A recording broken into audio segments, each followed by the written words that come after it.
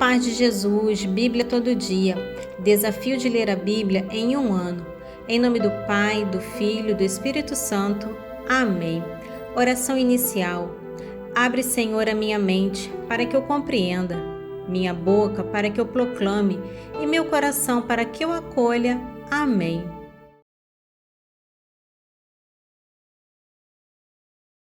Vamos continuar com a reflexão do capítulo 3 que começou ontem. Hoje, o trecho que nós vamos ler, vamos ver como as disputas políticas e os interesses pessoais ameaçam a unidade de Israel, mas também como Davi age com sabedoria e justiça diante da morte de um inocente. Abner, chefe do exército de Saul, é acusado por Isbaal, que é filho de Saul, de se deitar com uma concubina real, um ato considerado usurpação de poder. Ofendido, Abner abandona Isbaal e decide apoiar Davi como rei de todo Israel, reconhecendo que Deus escolheu Davi. Davi faz um pacto de paz com Abner, demonstrando grandeza de espírito e disposição para unificar o povo, sem derramamento de sangue. Mas Joabe, comandante do exército de Davi, não confia em Abner, e por vingança pessoal, pois Abner matara seu irmão Asael, o assassina traiçoeiramente. Davi lamenta e se distancia do crime. Davi vai nos ensinar que a verdadeira autoridade não se impõe pela força ou pela vingança, mas pela justiça e misericórdia. Mesmo sendo rei, ele reconhece seus limites e não se compromete com o mal para manter o poder. A fidelidade a Deus e a verdade sempre vale mais do que alianças convenientes. Vamos à leitura. 2 Samuel, capítulo 3, dos versículos 6 ao 39. Enquanto durou a guerra entre a casa de Saul e a de Davi, Abner teve autoridade na casa de Saul. Ora, Saul tinha uma concubina chamada Resfa, filha de Aias. Isbaal disse a Abner: "Por que te aproximaste da concubina de meu pai?" Abner indignou-se com essas palavras de Isbaal e disse: "Sou porventura uma cabeça de cão a serviço de Judá? Enquanto neste momento trabalho pela casa de Saul, teu pai, pelos seus irmãos e seus amigos, não os deixando cair nas mãos de Davi, vens tu acusar-me de pecado com esta mulher? Deus me trate com o maior rigor se eu não procurar para Davi tudo o que o Senhor lhe prometeu, a saber, tirar a realeza da casa de Saul e firmar o trono de Davi sobre Israel e sobre Judá, desde Dan até Bersabeia." Isbaal não soube o que responder a Abner porque o temia. Abner enviou então mensageiros a Davi para perguntar-lhe: "De quem é a terra? Faz aliança comigo, eu te darei mão forte para reunir em torno de ti todo Israel." Davi respondeu: "Está bem, farei aliança contigo, mas com uma condição. Não te apresentarás diante de mim sem trazer contigo Micol, filha de Saul, quando vieres ver-me." Davi enviou mensageiros a Isbaal, filho de Saul, para dizer-lhe: "Devolve a minha mulher Micol, que desposei a preço de 100 prepúcios de filisteus."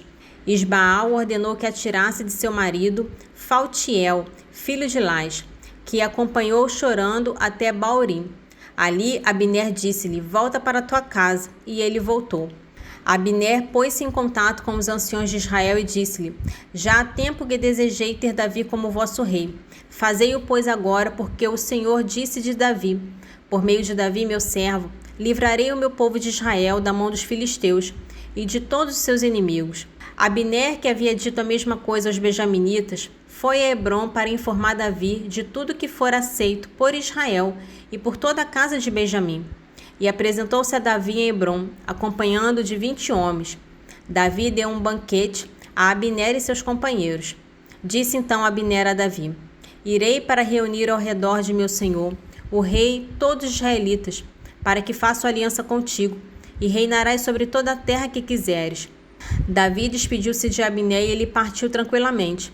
Entretanto, os homens de Davi voltavam com Joabe de uma expedição, trazendo uma grande presa. Abner não estava mais com Davi em Hebrom, porque Davi o tinha despedido e ele partira em paz. E voltando Joabe com toda a sua tropa, disseram-lhe que Abner, filho de Ner, viera ter com o rei e este o deixara ir em paz. Joabe foi ter com o rei e disse-lhe: "Que fizeste? Abner, filho de Ner, veio a ti, por que o deixaste partir? Tu o conheces, bem sabes que é para enganar-te, para espiar tuas idas e vidas e sondar tudo o que fazes. Deixando Davi, Joabe mandou emissários atrás de Abner, que o fizeram voltar ao poço de Sira, sem que o Davi o soubesse. Quando Abner chegou a Hebrom, Joabe tomou a parte para dentro da porta, como para falar-lhe em particular, e lá feriu mortalmente no ventre, vingando o sangue de seu irmão Asael. Quando Davi soube do acontecido, exclamou: Sou inocente, eu e meu reino diante do Senhor, do sangue de Abner, filho de Ner. Que ele caia sobre a cabeça de Joabe e de toda a sua família. Não faltem jamais em sua casa homens atacados de sarna ou lepra, que trabalhem no fuso, caiam pela espada, definhem de fome. Joabe e seu irmão Abijessé tinham assassinado Abner, por ter este matado seu irmão Asael depois da batalha de Gabaon. Davi disse a Joabe e a toda a sua tropa: Rasgai vossas vestes, cobri-vos de sacos e pranteai Abner. E o rei seguiu atrás do féretro. Sepultaram Abner em Hebrom. O rei pôs-se a chorar em alta voz sobre seu túmulo, e todo o povo chorou. E Davi cantou a seguinte lamentação, chorando Abner: Devia Abner morrer como morrem os insensatos? Tuas mãos não estavam algemadas, nem acorrentados teus pés. Caístes como se cai diante de celerados. E o povo chorou sobre ele. Depois, como todo mundo viesse a Davi, insistindo em que ele tomasse algum alimento, antes de acabar o dia, ele fez este juramento: que o Senhor me trate com todo o seu rigor, se eu comer pão ou qualquer outra coisa antes do pôr do sol. Todo o povo soube e o aprovou, como aliás ele parecia sempre bom tudo o que o rei fazia. Todo o exército e todo Israel reconheceu naquele dia que o rei não tivera parte alguma na morte de Abner, filho de Ner. O rei disse aos seus servos: Não sabeis que um grande chefe caiu hoje em Israel? Quanto a mim, sou ainda fraco, embora tenha recebido a unção real. Esses homens, filhos de Sárvia, são mais fortes do que eu. Que o Senhor retribua aqueles que fizeram o mal, segundo seus próprios atos. No capítulo 4, nós vamos ver como a sede de poder leva ao crime, mas também como Davi continua firme em seus princípios, diante das circunstâncias políticas. Com a morte de Abner, Isbaal, filho de Saul, perde o apoio e o ânimo para continuar como rei. Ele é fraco e inseguro. 2 de seus capitães, Recabe e Baana, decidem matá-lo em sua própria casa, enquanto ele dormia, pensando que assim agradariam a Davi. Eles levam a cabeça de Isbaal a Davi esperando uma recompensa. Mas Davi repudia com firmeza esse assassinato covarde, relembrando que também matou a Amalecita, que confessou ter tirado a vida de Saul. Com isso, Davi vai nos mostrar que não se constrói o reino de Deus com injustiça ou sangue inocente. Mesmo diante de inimigos, ele age com retidão, confiando que Deus é quem conduz seu caminho. A fidelidade aos princípios é o que mantém um líder íntegro, mesmo quando tudo ao redor tenta corrompê-lo. Vamos à leitura. 2 Samuel, capítulo 4. Quando o filho de Saul soube da morte de Abner em Hebrom, perdeu o ânimo e todo Israel ficou consternado. Ora, tinha ele a seu serviço 2 chefes de bando, um chamado Baana e o outro Recabe, ambos filhos de Remon de Berote, benjaminitas, porque Berote também fora contada entre os benjaminitas, embora seus habitantes se tenham refugiado em Getaim, onde residem até hoje. Jonatas, filho de Saul, tinha também um filho paralítico dos 2 pés. Ele tinha 5 anos quando chegou de Jezrael a notícia da morte de Saul e de Jonatas. Sua ama fugiu levando-o consigo, mas na precipitação da fuga o menino caiu e ficou manco. Chamava-se Mefibosete. Os filhos de Remon de Berote partiram no maior calor do dia e foram à casa de Isbaal, que estava dormindo à sesta. Penetraram na casa sob o pretexto de buscar trigo e feriram-no no ventre. Recabe e seu irmão Baanã conseguiram entrar furtivamente. E tendo penetrado na casa onde Isbaal repousava no seu leito, no quarto de dormir, feriram-no de morte e cortaram-lhe a cabeça. Tomaram-na depois consigo e andaram toda a noite pelo caminho da planície. E levaram a cabeça de Isbaal a Davi em Hebrom. Eis aqui, disseram-lhe, a cabeça de Isbaal, filho de Saul, teu inimigo que queria matar-te. O Senhor vingou hoje o rei, meu senhor, de Saul e de sua raça. Mas Davi respondeu a Recabe e ao seu irmão Baanã, filho de Remon de Berote: pela vida de Deus, que me salvou de todos os perigos, o homem que me veio anunciar a morte de Saul, cuidando trazer-me uma boa notícia, tomei e matei-o em Ciceleg, em recompensa de sua boa mensagem. Quanto mais agora a homens celerados que mataram o inocente dentro de sua casa, em meu leito. Não vos pedirei eu conta de seu sangue, e não vos farei desaparecer da terra? Davi ordenou aos seus homens que o matassem. Cortaram-lhe as mãos e os pés, e penduraram-no junto da piscina de Hebrom. A cabeça de Isbaal foi recolhida e depositada no túmulo de Abiné, em Hebrom. No capítulo 5, marca um momento chave. Davi se torna rei de toda a nação unida de Israel e estabelece Jerusalém como capital do povo de Deus. Todas as tribos de Israel vêm a Hebrom e reconhecem Davi como seu rei. Ele é ungido rei com 30 anos de idade e reinará por 40 anos. 7 anos em Hebrom, sobre Judá, e 33 em Jerusalém, sobre todo Israel e Judá. As vitórias de Davi e seu crescimento são atribuídos à presença do Senhor com ele. Ele reconhece que Deus o fez rei, não por glória pessoal, mas para o bem de Israel. Davi se torna rei de todo o povo porque é reconhecido não apenas como líder político, mas como alguém que caminha com Deus. Ao conquistar Jerusalém, ele não apenas vence uma batalha, ele firma o trono no coração da promessa de Deus. Sua fidelidade, oração e escuta mostram que o verdadeiro rei é aquele que governa segundo o coração de Deus. 2 Samuel, capítulo 5. Todas as tribos de Israel vieram ter com Davi em Hebrom e disseram-lhe: Vê, não somos nós teus ossos e tua carne? Já antes, quando Saul era nosso rei, eras tu que dirigias os negócios de Israel. O Senhor te disse: És tu que apacentarás o meu povo e serás o chefe de Israel. Vieram, pois, todos os anciões de Israel ter com o rei em Hebrom. Davi fez com ele um tratado diante do Senhor, e eles ungiram no rei de Israel. Davi tinha 30 anos quando começou a reinar, e seu reinado durou 40 anos. 7 anos e meio sobre Judá, em Hebrom, e depois 33 anos em Jerusalém, sobre todo Israel e Judá. Davi partiu com seus homens para Jerusalém contra os jebuseus que ocupavam a terra. Estes disseram a Davi: Tu não entrarás aqui, cegos e coxos te repelirão, significando que jamais Davi entraria lá. Mas Davi apoderou-se da fortaleza de Sião, que é a cidade de Davi. Naquele dia Davi dissera: Quem quiser abater os jebuseus, siga o canal para atingir esses cegos e coxos, inimigos de Davi. Daí vem o ditado: nem cegos nem coxos entrarão na casa.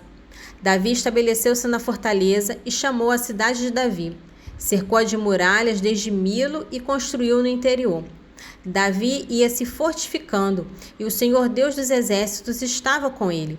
O rei de Tiro, Irã, mandou-lhe mensageiros com madeira de cedro, carpinteiros e pedreiros, para construir-lhe um palácio. Davi reconheceu que o Senhor firmava o seu trono em Israel e exaltava sua realeza por causa de seu povo. Davi tomou mais concubinas e mulheres em Jerusalém, depois que deixou Hebrom, e teve delas filhos e filhas. Eis os nomes dos filhos que teve em Jerusalém: Samua, Sobabe, Natã, Salomão, Gebaá, Elussua, Nafeg, Jáfia, Elissama, Eliada, Elifalete. Quando os filisteus souberam que Davi fora ungido como rei de Israel, puseram-se todos em campanha para apoderar-se dele. Informando disso, Davi desceu à fortaleza. Os filisteus, desde que chegaram, espalharam-se pelo vale do gigante. Davi consultou o Senhor, dizendo: Devo subir ao encontro dos filisteus? Tu os entregarás nas minhas mãos? Vai, respondeu o Senhor, eu os entregarei certamente nas tuas mãos. Veio Davi a Baal-Farassim, onde os derrotou. O Senhor disse-lhe: Rompeu os meus inimigos diante de mim, como as águas rompem os diques. Por isso chamou aquele lugar Baal-Farassim. Os filisteus abandonaram ali seus ídolos. Davi e seus homens os levaram. Os filisteus voltaram ao ataque, espalhando-se pelo vale do gigante. Davi consultou o Senhor, que lhe respondeu: Não vais ao seu encontro, mas dá a volta por detrás deles, e os atingirá do lado das amoreiras. Quando ouvires um rumor de passos, então apressa-te e ataca, porque o Senhor irá diante de ti para esmagar o exército dos filisteus. Davi fez como lhe ordenara o Senhor e feriu os filisteus, desde Gabaá até Gazé. O nosso resumo de hoje. No início do capítulo 2 de João, Jesus realiza seu primeiro milagre público durante um casamento em Caná da Galileia. A festa estava em andamento quando o vinho acabou. Maria, sua mãe, intervém com confiança. Jesus transforma água em vinho, revelando sua glória e iniciando sua manifestação como Messias. Seus discípulos creem nele a partir desse sinal. Depois, Jesus vai a Jerusalém para a Páscoa. No templo, encontra vendedores e cambistas. Movido por zelo pela casa de Deus, expulsa-os com um chicote feito de cordas. Esse capítulo revela o início da missão pública de Jesus com 2 sinais fortes: a transformação da água em vinho, que aponta para a nova aliança, e a purificação do templo, que anuncia um culto renovado e centrado em sua própria pessoa. Vamos à leitura. Evangelho de São João, capítulo 2. 3 dias depois, celebravam-se bodas em Caná da Galileia, e achava-se ali a mãe de Jesus. Também foram convidados Jesus e os seus discípulos. Como viesse a faltar vinho, a mãe de Jesus disse-lhe: "Ele já não tem vinho." Respondeu-lhe Jesus: "Mulher, isso compete a nós? Minha hora ainda não chegou." Disse então sua mãe aos serventes: "Fazei o que ele vos disser." Ora, achava-se ali 6 talhas de pedra para as purificações dos judeus, que continham cada qual 2 ou 3 medidas. Jesus ordena-lhes: "Enchei as talhas de água." Eles encheram-nas até em cima. "Tirai agora", disse-lhe Jesus, "e levai ao chefe dos serventes." E levaram.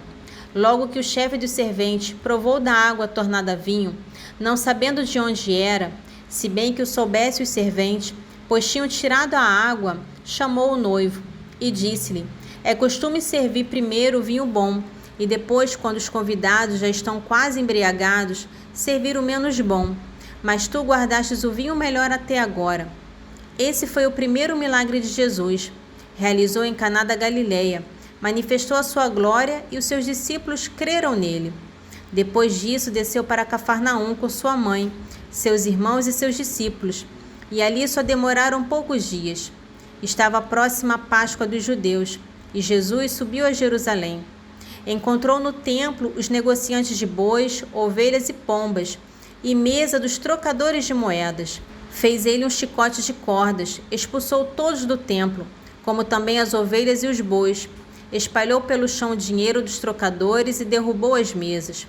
Disse aos que vendiam as pombas: "Tirai isto daqui, e não façais da casa de meu pai uma casa de negociantes." Lembraram-se então os seus discípulos do que está escrito: "O zelo da tua casa me consome."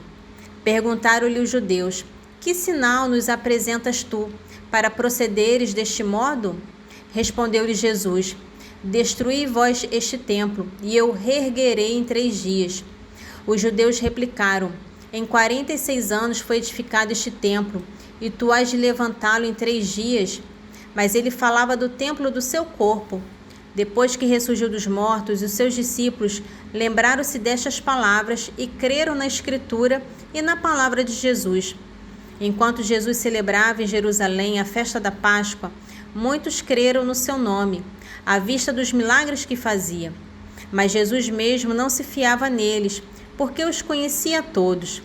Ele não necessitava que alguém lhe desse testemunho do homem, pois ele bem sabia o que havia no homem. O resumo do salmo de hoje, nesse trecho, é uma advertência contra a confiança nos bens materiais. Ele desfaz a ilusão de que o sucesso terreno garante segurança ou sentido para a vida. O salmista começa dizendo: "Não temas quando alguém se torna rico, pois a riqueza é passageira e não acompanha o homem na morte." O último versículo resume a sabedoria do salmo. O homem que vive na opulência e não reflete é semelhante ao gado que se abate, ou seja, sem reflexão espiritual, até o sucesso se torna vazio. Salmo 48, dos versículos 17 ao 21.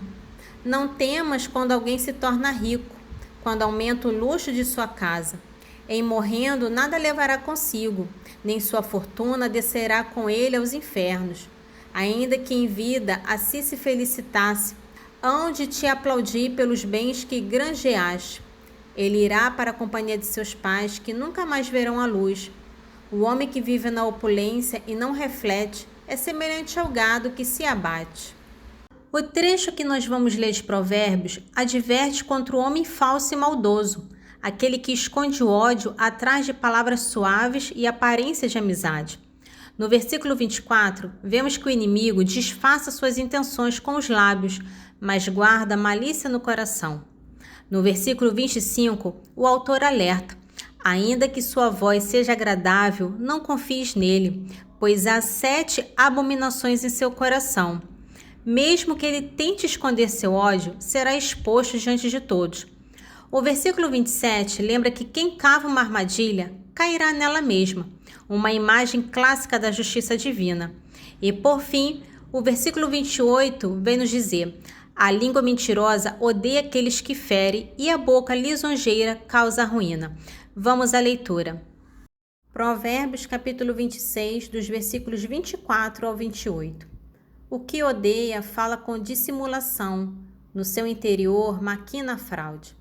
Quando ele falar com amabilidade, não te fies nele, porque há 7 abominações em seu coração. Pode dissimular seu ódio sob aparências, e sua malícia acabará por ser revelada ao público. Quem cava uma fossa ali, cai. Quem rola uma pedra, cairá debaixo dela. A língua mendaz odeia aqueles que ela atinge. A boca enganosa conduz à ruína. Oração final. Senhor, te louvo e agradeço, porque deixastes tua palavra viva no meio de nós. Que as tuas palavras fiquem guardadas em meu coração e que eu seja testemunha viva do vosso Evangelho. Amém. Em nome do Pai, do Filho e do Espírito Santo. Amém.